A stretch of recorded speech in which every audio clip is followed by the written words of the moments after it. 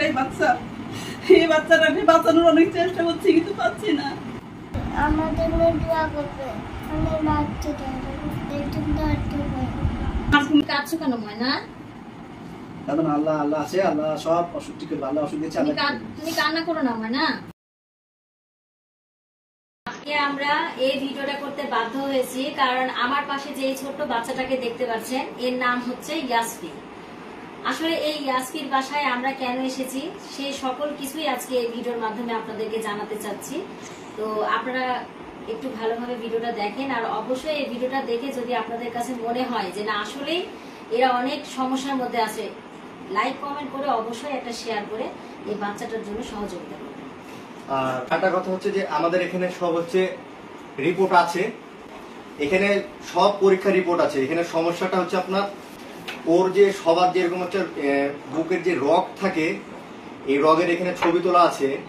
তো এই রগটা সবার যেরকম থাকে হচ্ছে 100% সচলন করে, তো ওর হচ্ছে মাত্র 10% সচলন করে, যার কারণে এই বাচ্চাটা শ্বাসকষ্টে ভুগছে। তার পাশাপাশি বাচ্চাটা খেলাধুলা, এখন আপনারাই বলেন এতটুকু বাচ্চা যদি খেলাধুলা বন্ধ করে দেওয়া যায় তাহলে এই বাচ্চা কি সেটা মানতে পারবে? কখনো কি এটা সম্ভব? আপনারাই বলেন। ইয়াসমিন আম্মুর কাছ থেকে কিছু কথা শুনবো, ওনার কি সমস্যাটা আমরা একটু ওনার কাছ থেকে একটু শুনবো। আচ্ছা আপা, বাচ্চার কোন সমস্যাটা দেখে আপনারা ডাক্তারের কাছে গেছেন? মানে শ্বাসকষ্ট হয়েছিল, তারপরে বুকে দুধ চুষে খেতে পারছিল না, কোনো খাবার দিলে তুলে ফেলছিল, মানে গিলতে পারে না, মেন কথা কোনো খাবারই গিলতে পারে না। এই পর্যন্ত বাচ্চা কোনো খাবার খেতে পারে না, মানে গিলতে গেলে অফ করে, মানে নিচের দিকে গিলতে পারে, কোনো মাংস খাইতে পারে না, মানে লিকুইড জিনিস বাচ্চা খালি খাওয়ায়। এটা কত বছর বয়স থেকে? এটা মানে হওয়ার পর থেকে। আর হলো রক্ত যেটা চলাচল করছে, যেটা বললেন যে 100% এর মধ্যে 10% রক্ত চলাচল করছে, কারণ রক্তটা অলরেডি 90% শুকিয়ে গেছে নাকি? জি, ওইটা মানে ব্লকের মতো কথাটা বলছে যে যে বাচ্চার 100% চলবে ওইটা 10% খুবই ধীরে, মানে বাচ্চার যে কোনো মুহূর্তে কিছু হয়ে যেতে পারে এই কথা বলছে ডাক্তার। আবার ঘুমের মাধ্যমেও মানে বাচ্চার যে কোনো একটা ক্ষতি হয়ে যেতে পারে। তাই আমার আর্থিক অবস্থা নাই, আমি অনেক দিন থেকে চেষ্টা করছি কিন্তু পাচ্ছি না টাকা সংগ্রহ করতে।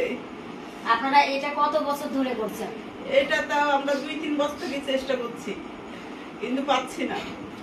আসলে আপনার ওনাদের খরচ করতে করতে এমন পর্যায়ে ঠেকেছে, প্রায় কত টাকার মতন চলে গেছে পর্যন্ত? প্রায় মানে আমার অনেক টাকা, মানে জন্মের পর থেকে আমার প্রচুর টাকা খরচা হয়েছে এই বাচ্চা পিছনে, মানে প্রায় 8-10 লাখ টাকার মতো। হ্যাঁ এরকম হবে। মানে এই বাচ্চাটা জন্মের পর থেকে এখন বাচ্চার বয়স প্রায় 7 বছর না? 8 বছর। 8 বছরে পড়েছে কিন্তু প্রায় 8-10 লাখ টাকার মতো চলে গেছে। সে মানে এমন একটা পর্যায়ে চলে গেছে, বলে না যে দেয়ালে মানুষের পিঠ ঠেকে যায়, ঠিক এমন অবস্থা হয়ে গেছে। না পারছে বাচ্চাকে বাঁচানোর মতো ধরুন সে আর্থিক অবস্থাও নাই, আবার কারো কাছে হাতও পাততে পারছে না। তার বাবা একটা ক্ষুদ্র ব্যবসা করে, সেখান থেকে ব্যবসা থেকে টাকা খরচ করতে করতে আর্থিক অবস্থা খুবই খারাপ। বিষয় হলো এনার রাজশাহীতে ডাক্তার দেখিয়েছে, রাজশাহীর বাইরে কি কোনো ডাক্তার দেখিয়েছে? বাইরে ঢাকাতে গেছি, নূর ফাতেমা, ওইটা নাম কর, মানে আমাদের রাজশাহী কি বাংলাদেশের মধ্যে ওই ডাক্তারই বড় ডাক্তার, বিধান ডাক্তার, তারপরে হলো বেল্লাল স্যার, তারপরে ইকবাল বাড়ি, মানে এদের থেকেও বড় ওই ম্যাডামটা, ওর কাছে রেফার করেছিল বেল্লাল স্যার, ওখানে গেছিলাম, ওখানেও একই কথাই বলেছে। আচ্ছা, ওনার কি এমনি শ্বাসকষ্ট বা ঘুমের কোনো সমস্যা হচ্ছে? ঘুমের মানে চিত হয়ে থাকলে ঘুমের সমস্যা হচ্ছে, মানে নিঃশ্বাস নিতে কষ্ট হচ্ছে, ঘুমাতে পারছে না, মানে কাত হয়ে শুলে ভালো। মানে ডাক্তার তাকে এমনও বলেছে যে ঘুমের ঘরেও যদি চিত হয়ে যায় তারপরও তাকে নাকি খেয়াল রাখতে হবে, অবশ্যই যেন তাকে কাত করে দেওয়া যায়। তো একটা মা কতক্ষণ সেই বাচ্চার প্রতি খেয়াল রাখবে বলেন? সে সংসারে কাজ করবে না তার বাচ্চাটাকে খেয়াল করবে, না সে নিজের জন্য কিছু করবে? আসলে একটা মা কতটা অসহায় হলে এভাবে কান্না করে বলেন তো? আপনাদের সবারই তো সন্তান। আমার কোনো সন্তান নাই, আর সন্তান হওয়ার সম্ভাবনা নাই। আমি একটা অসুস্থ মানুষ, আমার এই একটাই বাচ্চা, এই বাচ্চাটাকে বাঁচানোর অনেক চেষ্টা করছি কিন্তু পাচ্ছি না। আপনারা তো বুঝতে পারছেন ওরা আম্মা দেখে, মানে উনি কিন্তু একজন আমাদের মায়ের মতনই। ওরা উপরে যে বিকাশ নাম্বারটা আছে, এই বিকাশ নাম্বারে আপনার ফোন দিয়ে যোগাযোগ করতে পারেন, যে যেভাবে পারেন সহযোগিতা করতে পারেন। এবং নগদ নাম্বার, উপরে যে নগদ নাম্বারটা দেখবেন এটা আমাদের উপরে দেওয়াই থাকবে, যে যেভাবে পারেন সহযোগিতা করেন। আপনাদের কাছে আপনাদের কেউ যদি কিছু নাও পারেন, আপনার কাছে একটা অনুরোধ থাকবে হাত জোর করে, আপনারা অন্তত একটা শেয়ার করেন, একটা কমেন্ট করেন, তাহলে আরেকজনের কাছে ভিডিওটা পৌঁছে যাবে। আর সবচেয়ে বড় কথা যে আপনাদের একটা শেয়ারের মাধ্যমে যদি একটা বাচ্চার যদি জীবন বেঁচে যায়, এই রোজার মাসে কিন্তু একটা আপনারা অনেক বড় নেকির কাজ করবেন। রমজান মাসে আপনারা তো অনেকেই তো জাকাত দেন, তো এই জাকাতের টাকাটুকুটাও যদি এই বাচ্চার জন্য যদি তুলে দেন, হয়তো বা আপনাদের অনেক বড় একটা নেকির কাজ হয়ে যাবে। হয়ে গেছে তার এখন বর্তমানে ইন্ডিয়াতে যাওয়ার জন্য প্রায় 3.5 লাখ থেকে 4 লাখ টাকার মতো প্রয়োজন।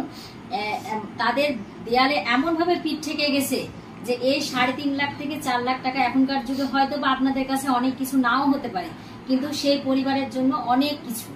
এখন সেটা জোগাড় করা তাদের পক্ষে সম্ভব হচ্ছে না। বাচ্চাকে অলরেডি বলেছে যে অপারেশন করাতে হবে, কিন্তু তো আপনাদের সকলের কাছে একটাই অনুরোধ, এই বাচ্চার মুখের দিকে তাকিয়ে আপনারা যে যা পারবেন আপনাদের তহবিল থেকে এই বিকাশ নাম্বার বা নগদ নাম্বারে আপনারা অবশ্যই কিছু হলেও আপনারা দান করবেন। যদি কিছু না দান করতে পারেন, অন্তত ভিডিওটা শেয়ার করে বাচ্চাকে জীবনটা দেওয়ার চেষ্টা করেন।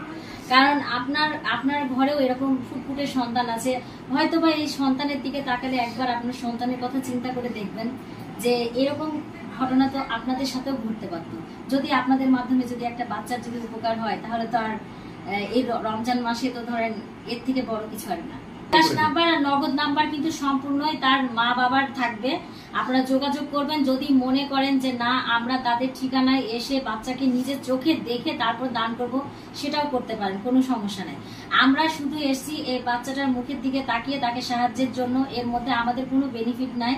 তো তারপরেও আপনারা অবশ্যই একটু এই ছেলেটার মুখের দিকে তাকায় আপনারা যে যতটুকু পারবেন আপনাদের নিজের তহবিল থেকে একটু সাহায্য করার চেষ্টা করবেন।